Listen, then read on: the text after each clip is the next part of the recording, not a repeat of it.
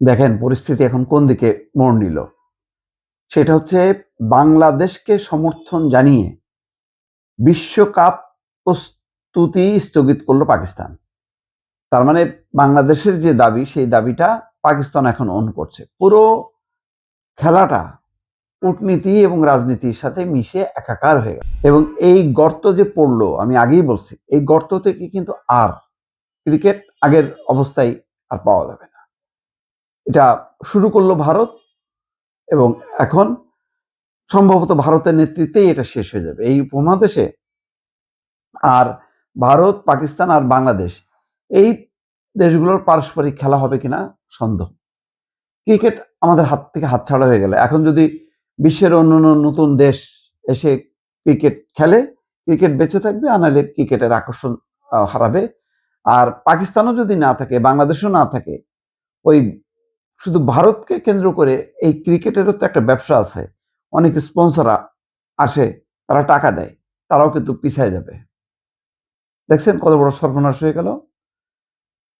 নিরাপত্তার সংখ্যায় টি-20 বিশ্বকাপ খেলতে ভারতে না যাওয়ার সিদ্ধান্ত নিয়েছে বাংলাদেশ ক্রিকেট বোর্ড, যা নিয়ে একাধিকবার আইসিসির সঙ্গে বৈঠক করেছে বিসিবি।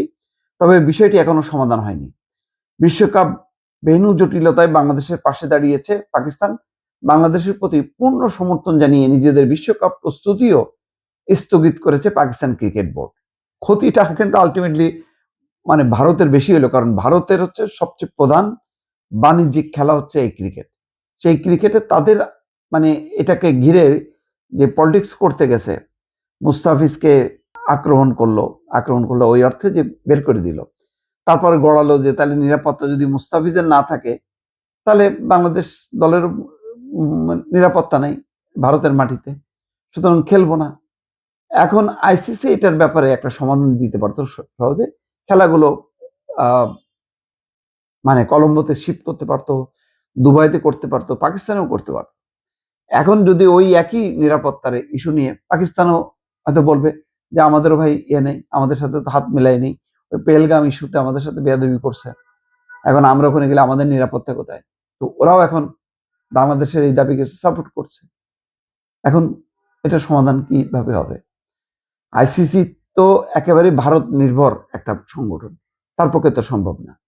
পাকিস্তান সংবাদ মাধ্যম জিও সুপার এক প্রতিবেদনে জানিয়েছে, বিশ্বকাপ খেলতে ভারতের দল না পাঠানোর ব্যাপারে বিসিবির সিদ্ধান্তকে পূর্ণ সমর্থন জানিয়েছে পিসিবি। বাংলাদেশের নিরাপত্তা সংক্রান্ত উদ্বেগকে যৌক্তিক বলে অভিহিত করেছে দেশটির ক্রিকেট বোর্ড। প্রতিবেদন আরো বলা হচ্ছে, বাংলাদেশ ইস্যুতে আইসিসি যদি সন্তোষজনক কোনো সমাধান দিতে ব্যর্থ হয়, তাহলে পাকিস্তানও টুর্নামেন্টে অংশগ্রহণ পুনর্বিবেচনা করবে। এমনকি শেষ পর্যন্ত বিশ্বকাপে না খেলার সম্ভাবনা বিবেচনায় রেখে টিম ম্যানেজমেন্টকে বিকল্প পরিকল্পনা তৈরির নির্দেশ দেওয়া হয়েছে। জিও সুপারের সূত্র বলছে, পিসিবি মনে করে আয়োজক হওয়ার দোহাই দিয়ে কোনো দেশের উপর চাপ বা হুমকি প্রয়োগ করা উচিত না। যেহেতু আয়োজক, সুতরাং তারা চাপ দিতে পারে না। বাংলাদেশের ভেন্যু সমস্যার সমাধান করতে শনিবার বিসিবির সঙ্গে বৈঠক করতে ঢাকা আসেন আইসিসির ইন্টিগ্রিটি ইউনিটের জেনারেল ম্যানেজার অ্যান্ড্রু এফ গ্রেফ।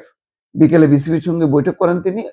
এই বৈঠকে অনলাইনে যুক্ত হয়েছিলেন আইসিসির ইভেন্ট অ্যান্ড কর্পোরেট কমিউনিকেশনস বিভাগের জেনারেল ম্যানেজার গৌরব সাক্সেনাও। ভিসা না পাওয়ায় বৈঠকে সরাসরি যোগ দিতে পারেননি তিনি। আইসিসির সঙ্গে বৈঠক শেষেও মানে ভারতে খেলতে না যাওয়ার সিদ্ধান্তে অনড় থাকে বিসিবি। এই বৈঠকে আয়ারল্যান্ডের সঙ্গে বাংলাদেশের গ্রুপ পরিবর্তনের বিষয়টি আলোচনা হয়। বৈঠক শেষে এক সংবাদ বিজ্ঞপ্তিতে বিসিবি জানায়, অন্যান্য বিষয়ের পাশাপাশি ন্যূনতম লজিস্টিক পরিবর্তনের মাধ্যমে বিষয়টি সহজতর করার উপায় হিসেবে বাংলাদেশকে অন্য গ্রুপে সরিয়ে নেওয়ার সম্ভাবনা নিয়ে আলোচনা করা হয়েছে।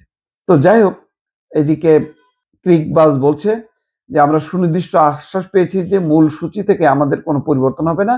আমরা নিশ্চিতভাবেই শ্রীলঙ্কায় গ্রুপ পর্বের ম্যাচগুলো খেলছি। এলোমেলো হয়ে গেল আর কি, মানে কি হবে এখনো পরিষ্কার না।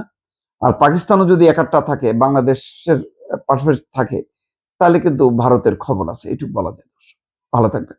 আল্লাহ হাফেজ।